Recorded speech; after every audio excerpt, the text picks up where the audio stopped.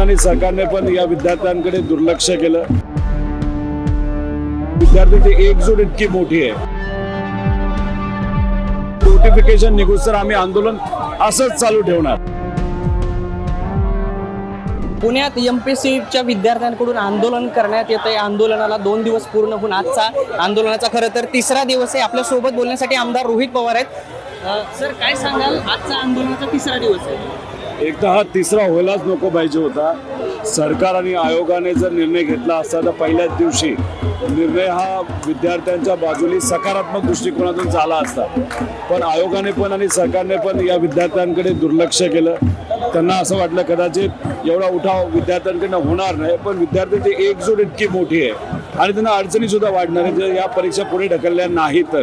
कारण का हे जे काही सब्जेक्टिव्ह पद्धत आहे ते आता डिस्क्रिप्टिव्हमध्ये कन्वर्ट होत आहे आणि याच्यात मग मुलांनी 8-10 वर्ष सब्जेक्टिव्ह बेसिसवर तयारी केलेली आहे। दुसरं, जो कृषी सेवा परीक्षा आहे त्यासुद्धा समाविष्ट कराव्यात असं त्यांची तिथं मागणी आहे। त्याचबरोबर ब आणि क हे जे काही जागा आहेत त्या अजून 1.5 वर्ष झालं भरल्या नाहीत। या सगळ्या मागण्यांसाठी विद्यार्थी अनेक दिवसांपासून, महिन्यांपासून नेत्यांकडे पाठपुरावा करत होते, पण काही झालं नाही।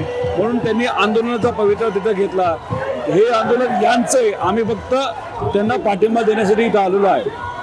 सर, आता काही तासानंतर निर्णय येईल, तर जरी काही निर्णय आजच्या दिवसामध्ये नाही आला तर पुढची भूमिका काय असेल? नाही बघ, या विद्यार्थ्यांनी भूमिका अशी घेतली की नोटिफिकेशन निघून आम्ही आंदोलन असंच चालू ठेवणार। आता मग त्यांनी ती भूमिका घेतली तर आम्हाला सुद्धा विद्यार्थ्यांना पाठिंबा द्यावा लागेल, जो आम्ही तिथं देऊ। अशा प्रकारची भूमिका सध्या आमदार रोहित पवारांनी घेतलेली आहे। एमपीएससीचे जे विद्यार्थी आहेत ते विद्यार्थी आंदोलन करतात। आज आंदोलनाचा तिसरा दिवस आहे, परंतु आतापर्यंत कुठलाही निर्णय झालेला नाही। काही तासामध्ये राज्य सरकारकडून निर्णय येईल, परंतु जर काही नाही आला तर विद्यार्थ्यांनी त्यांची भूमिका स्पष्ट केली आहे, असं रोहित पवार यांचं म्हणणं आहे। कॅमेरामॅन रोहित वनकटेसह मी Shrishail Swami, for the people news, Pune. Bharat दुनिया का सबसे बड़ा लोकतंत्र और एनएलसी भारत देश का सबसे बड़ा गैर राजनीतिक मंच। शक्तिशाली लोकतंत्र के लिए राहुल कराट का सार्थक कदम।